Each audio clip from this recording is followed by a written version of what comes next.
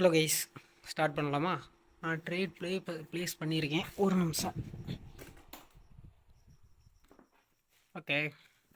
So நான் ஒரு trade place பண்ணியிருந்தேன். அது ஐடிஎம் ஆகிடுச்சு. நான் ட்ரேட் நான் எடுத்துருந்தேன். அதுக்கப்புறம் நான் உங்களுக்கு பொறுமையாக எக்ஸ்பிளைன் பண்ணுறேன். நான் இடையில வீடியோ பாஸ் ஆச்சுன்னா தப்பாக நினச்சிக்காதீங்க. கொஞ்சம் டிஸ்டர்பன்ஸாக இருக்குது இந்த இடத்துல, நான் இப்போ இருக்க இடத்துல.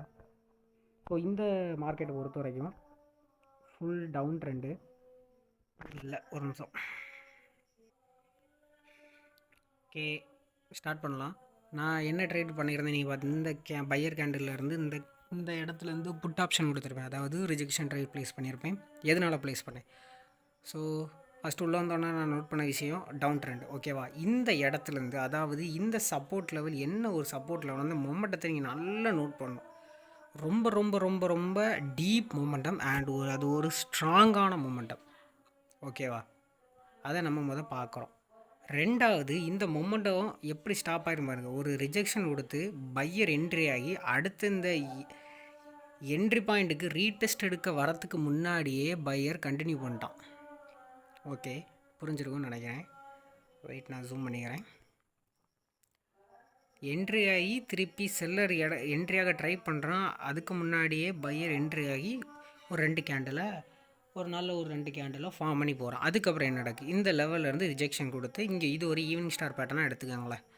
எடுத்து மார்க்கெட் டவுன் வருது. டவுன் வந்ததுக்கப்புறம் இந்த கேண்டில் ஒரு ரீட்ரேஸ்மெண்ட் கேண்டில். அடுத்த கேண்டில் அதே லெவல்லேருந்து ரிஜெக்ஷன் ஆகுது. மறுபடியும் இந்த கேண்டிலில் என்ன ஆகுது? பையரோட என்ட்ரி நம்ம பார்க்குறோம். என்ட்ரியான பையர் ரிஜெக்ஷன் கொடுத்து அது ஒரு செல்லிங் ப்ரெஷராக, அதாவது பையர் என்ட்ரி ஆகி செல்லர் அந்த லெவல்லேருந்து என்ட்ரி ஆகி செல்லிங் ப்ரெஷரோட கேண்டிலை கன்வெர்ட் பண்ணி அதுக்கு அடுத்த கேண்டில் அந்த இந்த லெவலை, அதாவது ஒரு ஸ்ட்ராங் மொமெண்டத்தை ஸ்டாப் பண்ண லெவலை அவன் ஸ்ட்ராங்காக இந்த இடத்துல பிரேக் அவுட் பண்ணுறான். அதுக்கப்புறம் பிரேக் அவுட் பண்ணி அண்ட் அந்த லெவல்லேருந்து ரிஜெக்ஷன் ஆகி இன்னொரு கேண்டிலும் ஃபார்ம் ஆகுது. இந்த கேண்டிலில் பார்த்தீங்கன்னா பையரோட ரிஜெக்ஷன் இல்லை அண்ட் செல்லரோட கான்ஃபிடன்ஸ் சுத்தமாக இல்லை. ரெண்டாவது, அடுத்து இங்கேருந்து பையிங் ப்ரெஷரோட கேண்டில் திருப்பி அதே லெவல் போனோன்னா ரிஜெக்ஷன் அண்ட் அங்கேருந்து ஒரு கேண்டில். இந்த பர்டிகுலர் கேண்டிலை நோட் பண்ண வேண்டிய விஷயம், செல்லர் ஸ்ட்ராங்காக வந்துட்டுருக்கான். ஆனால் இந்த கேண்டிலில் பாருங்கள், அதாவது ஒரு நல்ல ஒரு மொமெண்டத்தை ஸ்டாப் பண்ண லெவலில் இருந்தே பையர் ஸ்டாப் பண்ணி பையர் என்ட்ரி ஆகிருக்கான். இது இந்த மொமெண்டத்துக்கும் இந்த மொமெண்டத்துக்கும் உள்ள டிஃப்ரெண்ட்டாக பார்த்தோன்னா இதுதான் ஸ்ட்ராங், இது வீக்கு. ஓகேவா? அப்படி வச்சுக்கோங்க. அப்போ இந்த லெவல்லேருந்து வரான். அப்போ ஈஸியாகவே இந்த ஒரு சப்போர்ட் லெவலை பிரேக் பண்ணி போயிருக்கணும். யார்? செல்லர் பிரேக் பண்ணி போயிருக்கணும். ஆனால் அவனால் முடியலை. இதே லெவல்லேருந்து ஒரு பையிங் ப்ரெஷரோட ஒரு கேண்டில் வருது. அதே கேண்டில் இந்த லெவலில் க்ளோஸ் ஆகுது.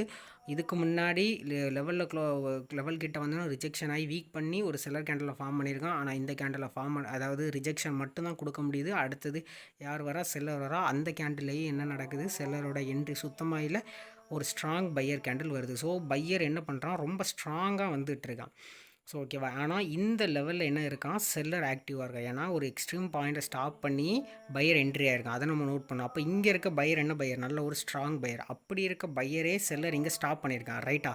அப்போது பையர் இங்கேருந்து ஸ்ட்ராங்காக வரும்போது கண்டிப்பாக செல்லர் இங்கேருந்து ரிஜெக்ஷன் கொடுப்பான் அப்படின்னு சொல்லி நான் என்ன பண்ணேன்? இந்த ஜோன், அதாவது இந்த இந்த என்ட்ரி லெவல் அண்ட் இந்த என்ட்ரி பாயிண்ட், அந்த ஒரு ஜோனை நான் மார்க் பண்ணி அந்த ஜோனுக்குள்ளே வந்தோன்னே நான் என்ன பண்ணேன்? ஒரு புட் ஆப்ஷன் கொடுத்தேன்.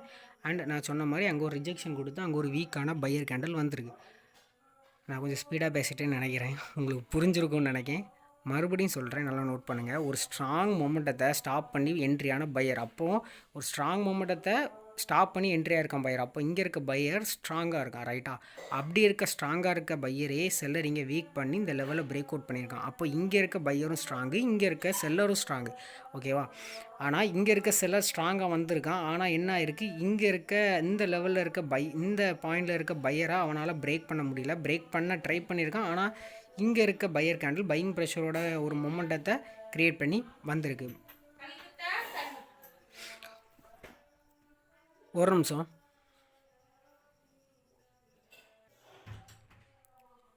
ஸோ அதாவது இந்த மொமெண்டத்தை பிரேக் பண்ணி பையர் என்ட்ரி ஆகிருக்கான். அந்த லெவல் போனால் ரிஜெக்ஷன் கொடுத்து பையரை வீக் பண்ணியிருக்கான். அதுக்கப்புறம் ஒரு நல்ல ஒரு கேண்டில் அண்ட் இது வரைக்குமே செல்லர் ஸ்ட்ராங்காக ட்ரை பண்ணியிருக்கான். ஆனால் இந்த டைம் என்ன ஆயிருக்கு? ட்ரை பண்ணியிருக்கான். ஆனால் இந்த கேண்டிலில் என்ன பண்ணியிருக்கான், பையர் ஸ்ட்ராங்காக ட்ரை பண்ணி பையிங் ப்ரெஷரோட வந்து அதே லெவலில் வந்து பையர் வந்து க்ளோஸ் பண்ணுறான். ரிஜெக்ஷன் கொடுக்குறான்னு பார்த்தா கொடுத்துருக்கான், லைட்டாக தான் கொடுத்துருக்கான். ஆனால் அந்த லெவல் இல்லை. ஆனால் இதுக்கு முன்னாடி வந்த கேண்டிலில் ரிஜெக்ஷன் கொடுத்து அதுக்கப்புறம் ஒரு நல்ல ஒரு கேண்டிலே ஃபார்ம் பண்ணிட்டான். ஆனால் இந்த டைம் ரிஜெக்ஷன் கொஞ்சம் தான் கொடுத்துருக்கான். அண்ட் அடுத்த ஒரு கேண்டில் ஒரு நல்ல ஒரு கேண்டில். அப்போ இங்கே இருக்க பையர் இப்போ ஸ்ட்ராங்காக வந்துட்டுருக்கான். ஆனால் இங்கே இருக்க செல்லர் நான் முதலே சொல்லிட்டேன், இங்கே இருக்க செல்லர் நல்லா ஸ்ட்ராங்காக இருக்கா. ஏன்னா இவ்வளோ தூரம் ஒரு ஸ்ட்ராங் மூமெண்ட்டை ஸ்டாப் பண்ணிட்டு வந்த பையரை ஸ்டாப் பண்ணி ஒரு ரீட்ரேஸ்மெண்ட் பையரை மட்டும்தான் கொடுக்க முடிஞ்ச பையர் ஈஸியாகவே இங்கே பிரேக் அவுட் பண்ணிட்டு போயிட்டான். ஆனால் இங்கே இருக்க செல்லர் இங்கே இருக்க ஒரு ரீட்ரேஸ்மெண்ட் மட்டும் தான் இந்த பையரை இது ஒரு ரீட்ரேஸ்மெண்ட் கேண்டலாக எடுத்துக்கலாம் கொடுத்து தான் மார்க்கெட்டை மூவ் பண்ணி கீழே கொண்டு போயிருக்கான். அப்போ இங்கே இருக்க செல்லர் ஸ்ட்ராங். ஸோ பையர் இங்கேருந்து ஸ்ட்ராங்காக வந்தாலுமே இங்கே இருக்க செல்லர் ஸ்ட்ராங்னால ஸோ கேப் இருக்குது. இந்த மாதிரி கொஞ்சம் நல்லாவே கேப் இருக்க இடமா எடுத்துக்கிட்டு இந்த ஜோனை நான் ஏற்கனவே ஒரு என்ட்ரி லெவல் அண்ட் அந்த மேலே இருக்குது டாப்பில் இருக்க லைன் என்ட்ரி பாயிண்ட், அதுக்கு அடுத்த கீழே இருக்க இந்த லைன் லெவல். ஓகேவா? ஸோ இந்த 2 பாயிண்ட்டை எடுத்துக்கிறேன். ஸோ அந்த ஜோனுக்குள்ளே வந்தோன்னா நான் புட் ஆப்ஷன் கரெக்டாக கொடுக்குறேன். உங்களுக்கு பார்த்தா தெரியும் அது ஐடிஎம். அதுக்கு அடுத்த கேண்டில் நம்ம எடுக்கலாமா வேண்டாமானா கண்டிப்பாக எடுக்கலாம். ஏன்னா இங்கே இருக்க சில ஸ்ட்ராங்குன்னு நான் சொல்லியிருக்கேன். இந்த டைம் நமக்கு கால் போகலாம். கொஞ்சம் மார்ஜினில் போயிருந்தால் நம்மளுக்கு ஐடிஎம். எதனால் போகலான்னு நான் சொல்ல வரேன்னா, இந்த கேண்டிலுக்கு அதாவது செல்லர் கேண்டில் இருக்குல்ல, இதுக்கு நம்ம கால் போயிருக்கலாம். எதனால் போகலான்னு சொல்லுதுன்னா, இங்கே ஏற்கனவே செல்லர் ஸ்ட்ராங் நான் முதல்ல சொல்லிட்டேன். அப்போது இந்த டைம் பையர் என்ட்ரி ஆனாலுமே செல்லர் என்ன பண்ணியிருக்கான், அவனால் ரிஜெக்ஷன் மட்டும் தான் கொடுக்க முடிஞ்சிருக்கு. அண்ட் ஸ்டில் கேப் நல்லாவே இருக்குது. அந்த லெவலுக்கும் அந்த இதுக்கும் நல்ல கேப் இருக்குது. ஸோ ஃபுல் பண்ண கண்டிப்பாக போவான்னு சொல்லி கொடுத்துருக்கலாம். அதே மாதிரி தான் பையர் ட்ரை பண்ணியிருக்கான். ஆனால் லாஸ்ட்டு செகண்ட் என்ன ஆயிருக்குன்னா செல்லிங் ப்ரெஷரோட கேண்டில் வந்திருக்கு. அடுத்து ஒரு நல்ல ஒரு கேண்டில் மறுபடியும் என்ன பண்ணியிருக்கான்னு பாருங்கள், பையர் ட்ரை பண்ணியிருக்கான். ஆனால் பையர் செல்லர் மறுபடியும் ரிஜெக்ஷன் கொடுத்துட்டேன். அண்ட் இந்த டைம் இங்கே என்ன நடக்குது, இங்கே ஒரு டபுள் டாப் கிரியேட் ஆகுது. ஸோ இது யார் கிரியேட் பண்ணுவா, செல்லர் கிரியேட் பண்ணுவான். அண்ட் ஸ்ட்ராங் கேண்டில் லெவலை பிரேக் அவுட் பண்ணியிருக்கு, ரீடெஸ்ட் எடுத்துருக்கு, கண்டினியூ பண்ணியிருக்கு. திருப்பி இந்த என்ட்ரி பாயிண்டில் பிரேக் பண்ண உடனே பையர் ரிஜெக்ஷன் மட்டும் தான் கொடுத்துருக்கான். அண்ட் இந்த கேண்டில் என்ட்ரியாக ட்ரை பண்ணியிருக்கான், அவனால் முடியலை. ஏன்னா இது டவுன் ட்ரெண்டு, டீப்பாக செல்லர் டவுன் கொண்டு போயிருக்கான். அண்ட் இந்த இடத்துல ஒரு கன்சல்டேஷன் இவ்வளோ தூரம் இங்கே பையர் ட்ரை பண்ணியிருக்கனால இன்னும் கொஞ்சம் ஒரு 1 hour 2 hour ஆர் ஒரு 30 minutesக்கு மார்க்கெட் கீழே தான் போகும். கீழே போனதுக்கப்புறம் இதோட பெரிய ஒரு ஃபைட்டை நம்ம எக்ஸ்பெக்ட் பண்ணலாம். மார்க்கெட் ஆர் ரிவர்ஸ் ஆக ட்ரை பண்ணலாம். ஸோ இந்த மாதிரி நம்ம மார்க்கெட் எங்கே ரிவர்ஸ் ஆகுனா, இதுக்கு முன்னே ஒரு ரிவர்சிங் பாயிண்ட் நம்ம பார்க்குறோன்னா ஒரு நல்ல ஒரு சப்போர்ட் லெவல் அதுக்கு மேலே இதே மாதிரி கண்டிப்பாக ஒரு கன்சால்டேஷன் ஆகிருக்கும். பையர் ஆர் செல்லர் ட்ரை பண்ணியிருப்பான் மார்க்கெட்டை ரிவர்ஸ் பண்ண. அந்த மாதிரி ட்ரை பண்ணும்போது அதுக்கு கீழே கொஞ்ச நேரம் செல்லரை போக விட்டுட்டு அதுக்கப்புறம் மறுபடியும் பையர் ஃபைட் பண்ணி செல்லரை வீக் பண்ண வச்சுக்கிட்டு மேலே வருவான்.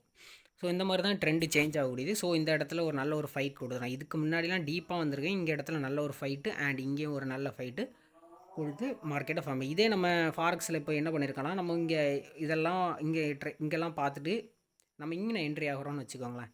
நம்ம இங்கே என்ட்ரி ஆகிட்டோம்.